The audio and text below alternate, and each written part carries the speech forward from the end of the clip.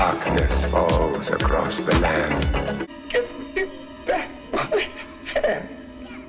Creatures crawl in search of blood.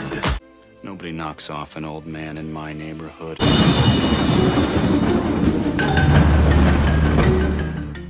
Hello there.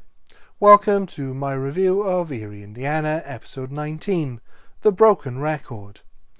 This is the last episode in the series, and Dash doesn't appear, so we never find out what his backstory is. We wouldn't see Marshall and Simon again until they cropped up in archive footage in the spin-off show Eerie, Indiana, The Other Dimension. This episode begins at the World o' Stuff, announcing that rock and roll has finally reached Eerie. Heavy metal too, as Marshall introduces his friend Todd to his favourite metal band, the Pitbull Surfers, in an effort to cheer him up. Simon is not a fan, but Todd really likes it. No one understands you. No one digs your dream. Just crank up the music. Don't want to hear your parents scream. What you need is ears on the bottom of me, ears on the bottom of me, yeah. Much to the disgust of his father, who hasn't been the same since they had to sell the family farm. This doesn't dissuade Todd from going out and getting more records. At Marshall's, his parents are waiting up for Cindy to return from being out all night. When she's finally brought home by the cops, she explains she has been working with the cops for a news story she's writing for school. Teen rebellion seems to take many forms in Eerie.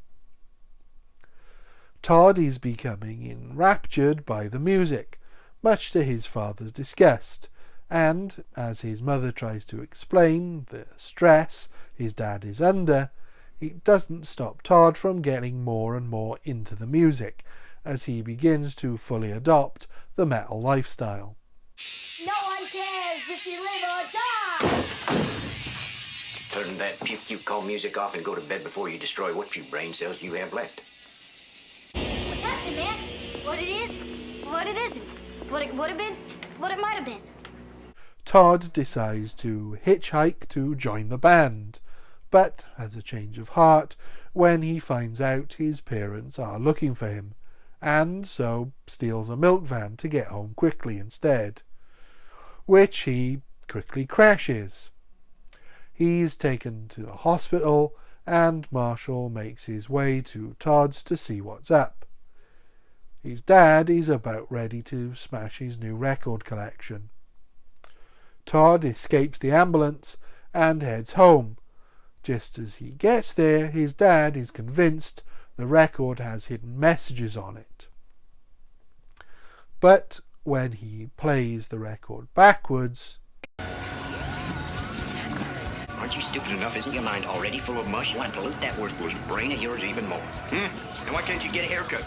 Why can't you study more? Why aren't you doing your chores? Turn that puke you call music off and go to bed before you destroy what few brain cells you have left. He realizes what's really caused his son to rebel and apologizes.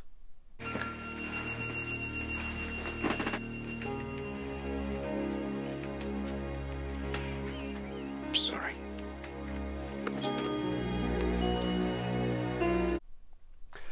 This final episode is probably the most layered and emotionally complex episode of the whole series.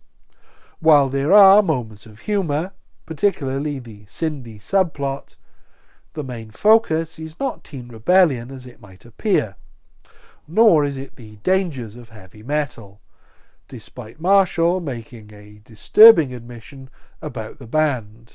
Well, Todd, I'm not really that into the Pitbull Surfers. I mean, with all that dumb Nazi stuff, I kind of think they're a joke.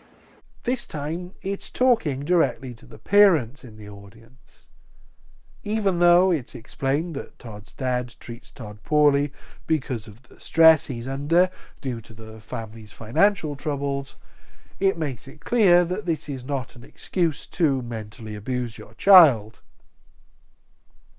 When Todd acts out, we're led to believe it's because the combination of metal and Eerie is having a supernatural effect on Todd, driving him to behave out of character, possibly even possessed.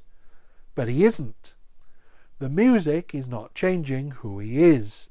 It's merely a conduit for him to send a message to his father, figuratively, and in this case literally too.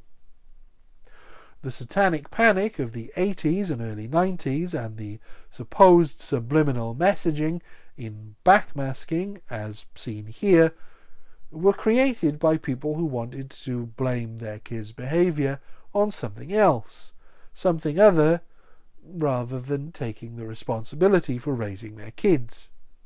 In this case, it's taken a step further than that, but the message is that whatever your problems may be, you have a duty to your children to spend time with them and to tell them you love them.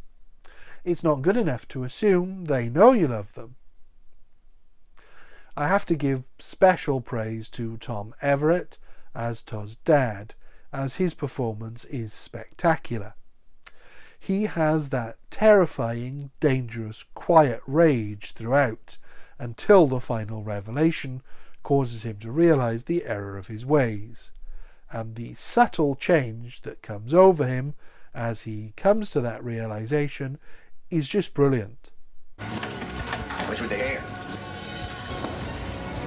The music, isn't it? Does you act this way, don't it? That's the message, isn't it? Secret messages in the music, aren't there? It's the sick, commie, liberal garbage and all the rock and roll, isn't it? Isn't it? The way the message of the episode seems to be this overt condemnation of heavy metal, and yet is actually a very understanding message about parenthood, is a brilliant twist. And while Marshall's line about the band does seem like there's no way it would fly today, I get the feeling that might have been a censorship issue, as the obvious thing would have been to align the band with devil worshipping rather than Nazis, but the network would have likely been terrified by any mention of the devil in a kids' show. It's pretty weird to think you were better off mentioning the Third Reich than Beelzebub, but there you go. This series has been an absolute delight to revisit. I saw things I didn't spot or understand when I was a kid, and while not every episode has a deeper message or theme, it's beautifully balanced between episodes that do and don't. It's incredibly critical of early 90s society, but in a way that is never preachy, while also able to have a lot of fun. I'm not entirely sure how it stands up for an adult audience who weren't children when they saw it, but I think there's enough there to enjoy. It definitely deserves a wider audience. Please tell us something that won't terrify us. Well, you wouldn't believe me if I told you. Night. This episode is an easy 5 out of 5, and despite a few episodes that had some issues, I think the series as a whole also deserves a 5 out of 5. Thank you. Goodbye.